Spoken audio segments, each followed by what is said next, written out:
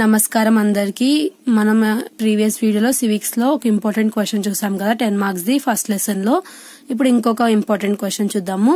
Critically analyse the provisions in the government of India act 1935. తర్వాత దీనిలో answer ఏముందో చూద్దాము. The Government of India Act 1935 was considered to be second milestone in the introduction of responsible government in India.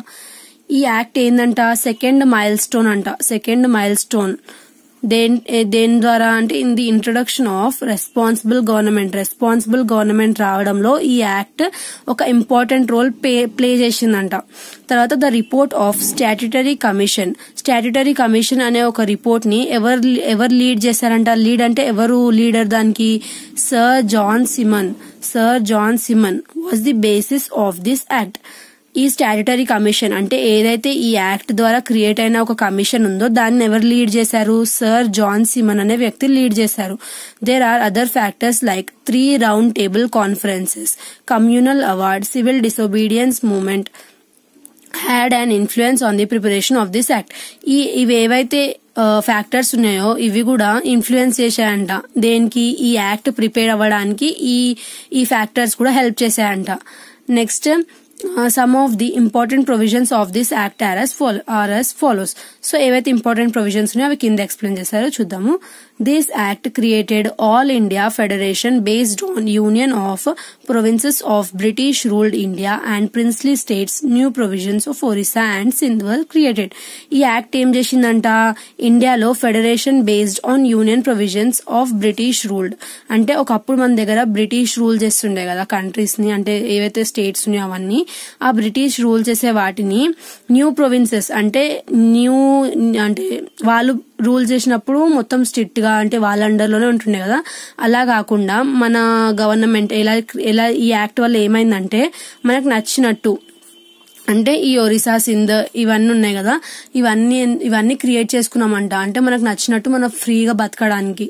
తర్వాత this act ఏం establish చేసిందంట, dyarchy at the central government were in reserved subject like defence, finance, external affairs. ఇప్పుడు మనకి ఈ act వల్ల ఏమేమి వచ్చినాయంట, defence అంటే army అవన్నీ వచ్చినాయి కదా.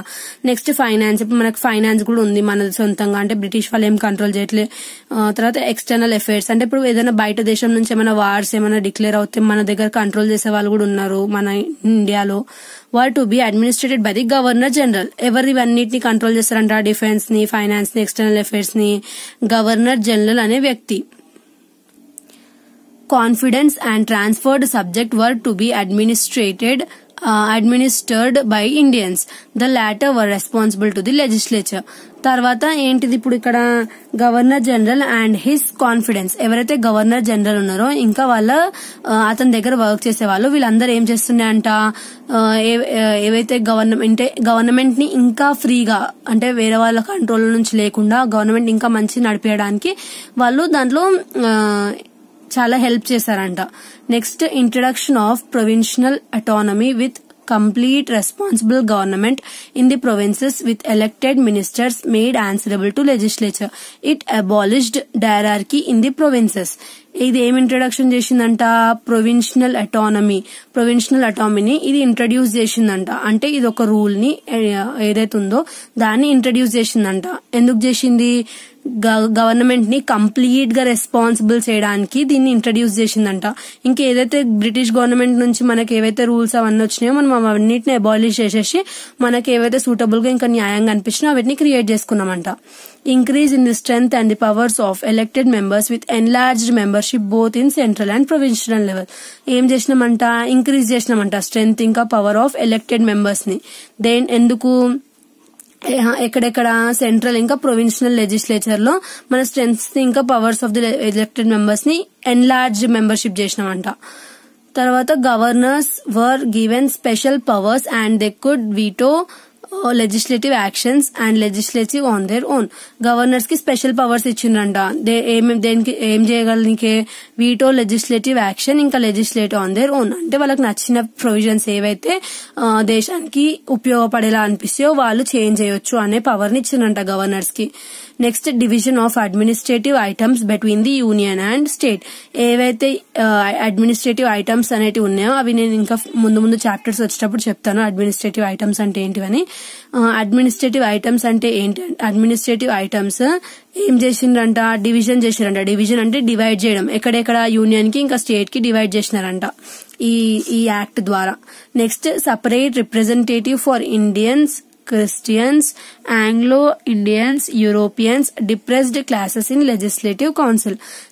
Separate representation అంట. అంటే ఎవరెవరికి సపరేట్ రిప్రజెంటేషన్ ఇచ్చిందంట, ఇండియన్ లో ఉండే క్రిస్టియన్స్ కి, ఆంగ్లో ఇండియన్స్ కి, యూరోపియన్స్ కి, ఇంకా వేరే సమ్ క్లాసెస్ కి in legislative council. Legislative council లో ఎవరెవరికి సపరేట్ రిప్రజెంటేషన్ ఉంది, ఈ ఫాలోయింగ్ పర్సన్స్ అందరికి సపరేట్ రిప్రజెంటేషన్ ఉందంట.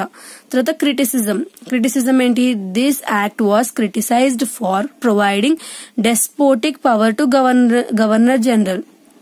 Indian National Congress can demand this act and demand it for complete independence and formation of a constituent assembly. Formation of a constituent assembly to draft a new constitution. Hence, all sections in India as well as the eminent Congress leaders and Gandhiji totally opposed this act. Actual గా this act was criticised. This act ఏమైందంట, criticise అంటే వద్దు అని చెప్పినారంట. ఎవరు, ఎందుకు చెప్పినారంట, డెస్పోటిక్ powers provide చేసిందంట. ఇది governors కి టూ మచ్ గా పవర్స్ ప్రొవైడ్ చేస్తుంది. అంటే ఇక్కడ మీరు అబ్జర్వ్ చేశారు కదా, గవర్నర్స్ వాళ్ళకి నచ్చినట్టు చేంజ్ చేసుకోవచ్చు అని చెప్పి, ఇంకా ఏవైతే అవసరం ఉన్నాయో అవన్నీ గవర్నర్స్ చేయొచ్చు. ఇంకా గవర్నర్స్ ఎవరైతే ఉన్నారో వాళ్ళకి డిఫెన్స్, ఫైనాన్స్ అన్ని గవర్నర్ హ్యాండ్స్ లో ఉన్నాయని చెప్పి అన్ని పవర్స్ వాళ్ళకి ఇచ్చేస్తున్నారు కదా గవర్నర్ జనరల్ కి.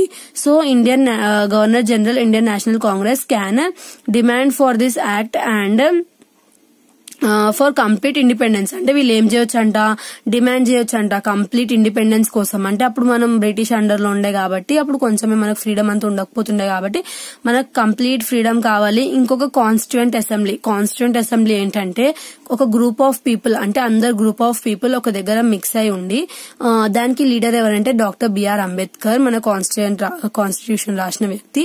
సో అట్లా ఏదైతే గ్రూప్ ఆఫ్ పీపుల్ అందరూ ఒక ఫామ్ అయినరో ఎందుకు కాన్స్టిట్యూషన్ రాయడానికి, వాళ్ళని కాన్స్టిట్యూయెంట్ అసెంబ్లీ అంటే ఆ పర్టికులర్ గ్రూప్ ని కాన్స్టిట్యూయెంట్ అసెంబ్లీ అని పెట్టారు. దేనికి ఎందుకు ఫామ్ అయినారంట, వాళ్ళు న్యూ కాన్స్టిట్యూషన్ ని రాయడానికి. అంటే బ్రిటిష్ వాళ్ళు ఇచ్చిన కాన్స్టిట్యూషన్ కాకుండా మన ఇండియన్స్ కి ఏదైతే ఫ్రీగా అంటే ఫ్రీడమ్ గా డెమోక్రటిక్ గా అనిపిస్తుందో ఆ ఫ్రీడమ్ అంటే ఆ కాన్స్టిట్యూషన్ ని రాసుకోవడానికి ఒక కాన్స్టిట్యూయెంట్ అసెంబ్లీ ప్రిపేర్ చేసేసి దాని ద్వారా న్యూ కాన్స్టిట్యూషన్ ప్రిపేర్ చేయాలని అనుకురంట. Hence all the sections in India as well as eminent Congress leaders and Gandhiji. అంటే వీళ్ళు ఏం చేసినారంట, సెక్షన్స్ ఇండియా ఎవరైతే ఎమినెంట్ కాంగ్రెస్ లీడర్స్ ఉన్నారో ఇంకా గాంధీజీ ఉన్నారో వాళ్ళు ఈ యాక్ట్ ఏదైతే యాక్ట్ ఉందో గవర్నమెంట్ ఆఫ్ ఇండియా యాక్ట్ 1935 ని టోటల్ గా అపోజ్ చేసినారంట. అంటే ఈ యాక్ట్ వద్దు అని చెప్తున్నారంట. క్రిటిసిజం అని రాసేసి మీరు ఏం రాయొచ్చు అంటే ఎవరైతే ఈ యాక్ట్ అనేది ఎవరైతే గవర్నర్ జనరల్ ఉన్నారో వాళ్ళకి చాలా పవర్స్ ఇస్తుండే. ఇంకా ఒక కాన్స్టిట్యూయెంట్ అసెంబ్లీని ఎవరైతే ఇండియన్ నేషనల్ కాంగ్రెస్ వాళ్ళు ఉన్నారో వాళ్ళు మనకి కంప్లీట్ ఫ్రీడమ్ కావడానికి మనం కాన్స్టిట్యూయెంట్ అసెంబ్లీని ప్రిపేర్ చేసుకుని మనమే న్యూ కాన్స్టిట్యూషన్ ని రాసుకోవాలని చెప్పినారంట. ప్లస్ గాంధీజీ ఉన్నారు కదా, వాళ్ళు మనకి ఈ యాక్ట్ వద్దని చెప్పి అపోజ్ చేసినారని చెప్పి రాయొచ్చు క్రిటిసిజం లో సింపుల్ గా.